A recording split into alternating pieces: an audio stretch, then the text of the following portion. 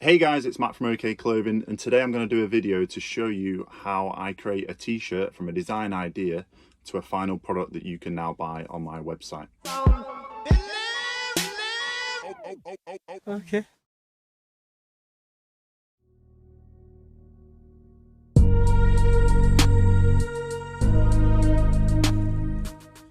So this is the t-shirt that I'm going to be showing you today. This is a Owkay Clothing oversized taupe t-shirt with a logo on the front and on the back, and it also features a side slit there. Other than that, there's no other major standout points or features of this t-shirt. It's pretty straightforward. Obviously it's got the Owkay woven label in the back of the neck and the size as well. As with any new product, it starts with an idea and a bit of a brainstorm, usually looking at other brands to gain inspiration of little details or fits and stuff that's on trend, and pretty much go from there. Start mocking up some designs that can be on paper or obviously like a graphic file on Illustrator or Photoshop. It really doesn't matter at that stage. I do all my design work on Illustrator, and it's reasonably easy for myself because I have all previous templates, because I've been doing it for a few years now. Like for example, of this t-shirt that I did, I have the template already, so it's straight away ready to start adding logos, designs and making tweaks to the shape of it. The scale and how it looks isn't mega important, but the more realistic you can make it, for example, if you could make it the exact same shape to scale, the better it'll be for your supplier and the less chance there'll be of any misinterpretations or any issues. Right, I'll show you this to start. So this here was basically the range that I was going to do for my Spring Summer 22 collection, and that is the taupe t-shirt there. Just to the side of that is basically a range of all different designs that I kind of did leading up to the final design that I went ahead with. So I had such things as just a logo on the front, just a logo on the back, no logo, just a small little metal badge, which I did end up doing in a different form, if you can see here. Yep. On there I did such things as I sampled a pocket t-shirt, which is somewhere on there, and I did the logo, the metal badge on the pocket, and it turned out like a droopy tit, so that one got sacked off. Yeah, basically went through loads of different colors, color variations, logo variations. Everything was based off this oversized t-shirt, but that's the kind of thing, and if I zoom out, that's the kind of design work that I do for a collection. I slipped up here because this is the oversized t-shirt I did with the pocket, with the logo on it, and I envisaged that by putting the metal badge on there it would just sit fine, but actually it just went like a banana shape down here, and it looked terrible because the weight of the badge pulled it down, and I didn't think about that. So obviously that's why you sample. I would show you it, but I slipped up and chucked it in the bin. Once you've got a bit of a rough design in place, that's when you can start to label up your design and start adding notes so that your supplier can see exactly what you want and in what positions. At this point, you can start adding details like whether it's going to be the logo is going to be a screen print or embroidery. The fabric, is it going to be a light or heavyweight? Is it going to be cotton or polyester or something else? Certain shapes to do with the cut of the t-shirt. Is it going to have a straight hem along the bottom, or is it going to be curved? Is it going to have like a little side slit? Is there going to be any other small details? The neck shape, large or small, quite scooped or not, what neck rib you're going to use, and then also things like the logo placement, so you can start to list how far down you want the t-shirt or where you want it to sit. And then you can also start adding in, you could bring in some Pantone colors or rough ideas of colors that you want. So at this stage, when you're getting ready to get your design ready to put into the tech pack, this is where it is more important that if you can mock up your design to scale, the better it'll be, the more realistic it'll look, and the more accurate it will be for your supplier, for them to see exactly what you're looking to achieve from your sample. And also you can use the correct colors by, if you're on Illustrator, you can eyedrop the exact Pantone. So again, there's no sending a picture of a Pantone that looks this color and then your illustration's like a bit of a darker version or something like that. Touch on probably the bare minimums that your supplier would require. Obviously, if you can do design work on Illustrator or Photoshop or something like that, that'd be perfect and it's better for them. But they probably would accept a pen, pencil, biro drawing on a piece of paper of a t-shirt with some clear notes, as long as, for example, with this t-shirt that has a logo on the front and the back, as long as you can provide those in vector format, they will be able to make your t-shirt. It doesn't need to be a perfect you don't need to have 20 years graphic design experience. As long as it's clear what you want and the main things are in vector format that they need, they will be able to make you your t-shirt. So now that your t-shirts, the design is ready, you will need to put it into a tech pack to send your supplier. Again, this might not be 100% a requirement, but with mine it is, and it obviously makes it easier. This is where you'll start to go into more detail and lay stuff out a lot clearer as to the exact requirements of the t-shirt. This is then the tech pack that I sent for my samples 1 to be made. At the time, I was going to do the t-shirt in like a dark steel grey, and I was also doing this design, which I do have a picture of the sample, which was basically just the cross logo on the front and the back. So the tech pack kind of goes, this is a bit of an overview of, this is like basically an illustration that clearly shows the t-shirt. And then on here, you start to list a few of the details, the fabric, the weight, and also the Pantone of the colour you're going to use. That's the measurement, skip through that. That shows where those measurements relate to on this kind of drawing. And then also, this is like what I was saying, this is the logo that you will send to your supplier in vector format, and I list exactly where I want it to sit on all the different ranges of sizes, because I've obviously done the t-shirts before. I know my full range of sizes, whereas at this stage you might not know that. You will also write the size that you want this sample made in. I get everything sampled in a size extra large, which is the size that I am.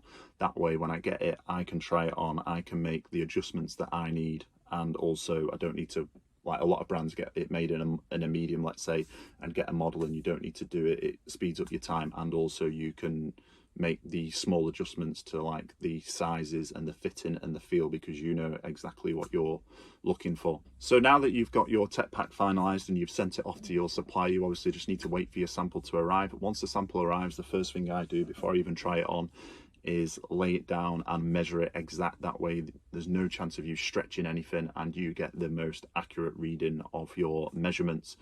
Obviously I print off my sheet of all the measurements that I have that I've sent in my tech pack, and I go through and I measure each thing. For example, the front neck drop, the back neck drop, the neck width, the neck rib, everything, every logo placement. So for example, this might be 11 centimeters down from the bottom of the neck rib, measure that. The logo should be 10 centimeters wide, measure that. Make sure the logo has been done in the correct method. So for example, this is high-rise rubber, so that's correct. One of the things that was wrong with my sample was that the side slit here was missing. That is one of the things that you will find with working with a supplier. There will be small issues along the way. They've obviously just misinterpreted or missed the bit where it said about the side slit. So it's something that you point out in your notes for when you want your samples to make in, so that I highlight it in big text in red on the notes or whatever, and say like, this was missing, this needs to be on it, just so that you cover your back and that 100% it's on the next one and you're ready to go. Off the top of my head, other issues you might have with first samples is sometimes logo placements. I tend to tell them the measurement from the bottom of the neck rib to the logo, but I know a lot of brands work off kind of like the top of the shoulder. So when I said 10 centimeters on one of the other previous samples I had, it ended up about here, because in the factory when they've made the samples, they've obviously not read the notes exact, assume that like most other brands have done it from the top of the shoulder, so it ended up super high. So then I just need to point out in the notes, logo needs to be 10 centimeters from the bottom of the neck rib, and then obviously the supplier replies like, oh yeah, okay, noted, and then that's corrected for the second sample. Other ones that you get, I'm trying to think, to be fair, there's not really that many. The only thing that is hard with sampling is that, for example, this was done in a taupe color to a Pantone that I required. Whether all I imagine all suppliers are the same, but they hold certain fabric of stock to make samples in. So if you say, I want this grey in this Pantone, the chances are they don't have it. So they will make it in more than likely white, black, grey, or something that they have in stock. So if you're trying to do like a red logo on top of a taupe colour or something like that, you're not going to be able to tell exactly what it looks like. So that's something to keep in mind when you are ordering your samples. Another thing is that, for example, when I ordered this taupe colour, when I've put in my tech pack the Pantones, they will then send small fabric swatches that I will show you now. So these are the kind of lab dips that you will receive. So you tell them a Pantone colour, and what they tend to do is make kind of like 3 or 4 variations of each one. So this is the taupe one that I did, but it was in a fleece colour, a fleece fabric, because I was doing it in the hoodie to start, and it was only then that I decided to do it for a t-shirt. So then you go through, look at each one under like some good natural sunlight, and then choose the colour that you want. And also going back, once you've received your sample, obviously, like I said, I write all the dimensions on a piece of, I have them all printed off. I then go through, tick them all, whether it's correct, and the variations, and then that's the kind of thing that I've ended up with. Don't rub all my information, that's my sizes for my oversized t-shirt, but obviously I went through and noted all the variations and also all the changes underneath. So you could tell them 10 different measurements, they could make it bang on, but that doesn't mean that that sample is perfect. Obviously you might have miscalculated something, or you might want to make the t-shirt slightly longer or a bit slimmer, stuff like that. So even if they do make it perfect, which is unlikely because there's going to be a few small variations within the sizes, you probably will have some other small changes, which is more than likely why you will end up doing a second sample. So from that point, what I do with my supplier is I pop it in an email, because obviously at the time I sampled this oversized t-shirt, I was also doing, say, 10 other garments. So I go through with an email, list it. So this was called like oversized t-shirt taupe, a list. So it might be like neck rib should be 1.8 centimeters, it is 1.5. The SNP, like the length from the shoulder to the bottom, should be 80 centimeters, it was 78. Please, like, you basically just point out what was wrong, or if, for example, something was correct and you said like the sleeve opening was 22 centimeters, can you please now make that 24 centimeters for a looser fit? They will do that, and then again it's the same process again. You wait a few weeks, they create some second samples, send you them, you measure them, and then hopefully, more than likely, what I found is by the second sample you are ready to go into and order your bulk production. So sample 2s have been approved. This is then the final tech pack that I send my supplier for them to make the bulk. So the taupe colour has been selected and eye drops, that's bang on. All the logo positions are shown exactly as they are. The final Pantone's been selected and listed there.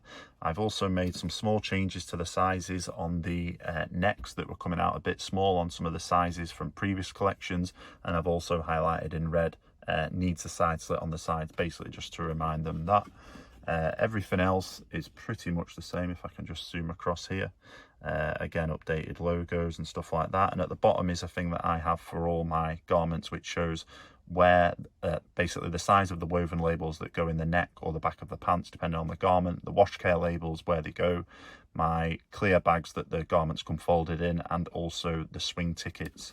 So that's the kind of, I've got rid of everything else. This is basically like from a 60 odd page tech pack, but this is what you will do. I tend to do 5 pages per product that show this. So basically you should be able to give that to any supplier, your grandma, whoever, and they should be able to understand it clearly, exactly what you want. So once you're happy, let's say, with your second sample, what you will then need to do, if you have only created the measurements like I would have done at that point for an extra large t-shirt, you then need to create all the other measurements for the other sizes. I usually tend to do extra small to size XXL. So you need to create a full range of sizes so that every single garment is bang on. You will put that, again, probably in an updated tech pack, send it them with any changes so that basically they can look at this tech pack, print it off. You've told them any changes from the second samples, and you are ready to go with the bulk. At that stage, more than likely, it doesn't really matter about making a t-shirt, but you'll pay 25% up front. They place the order, they start to order the fabric. Say the fabric takes a couple of weeks, usually say 6 weeks, 6 to 8 weeks maybe to arrive, something like that, maybe a bit shorter. They will make you what's called a gold seal sample. So obviously before committing to making 100, because there might be, say for example, you made a few changes from the second sample but said go ahead, they don't want to run the risk of making 100 wrong. So when they get the fabric, they'll make you one, send you it, and then hopefully, obviously at that point, I've never had an issue with a gold seal sample. You just measure it, look at all the prints, the dimensions and the positions, and say yeah, perfect, go ahead. So then in a couple more weeks, they'll, within that time frame, they will make your bulk production and then obviously ship it to yourself, and then you're ready to go. You can create your organize a photo shoot and create your website images in the back end, your website products, and start the process going. So obviously once you've waited for your bulk to arrive, the day it does arrive, you'll get it. This is an example of how a t-shirt turns up with myself from my supplier. This is obviously the oversized t-shirt that I'm wearing. It comes in my own printed poly bag like that, and it's got the little label on the front which says design t-shirt oversized design, which is what I called it, color, taupe, size medium. So everything's labeled, everything's straightforward and ready to go. So you can also start to think about how you're going to shoot your product. A lot of brands use a white backdrop, go to a studio. I used to do the same and take a male and a female model, whereas nowadays I send one of each garment to basically like an influencer that will go on location himself and shoot the stuff. It's a lot more straightforward for myself, and it gets more lifestyle shots rather than kind of boring studio shots. But at the same time, studio shots do obviously work a bit better on the website to show clear details. To show you the final product in all its glory, I'll put some pictures on the screen now of Dom that shot the product on his photo shoot, and also what you'll be able to see on the website.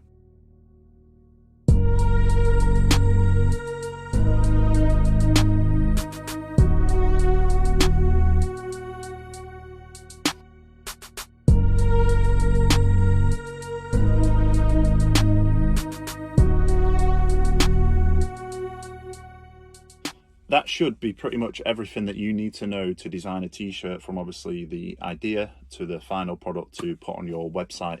If you have any questions, leave them in the comments. If you need any help in terms of a supplier, tech packs, anything like that, drop me an email to info@okkclothing.com and I'll be happy to help. Thanks a lot.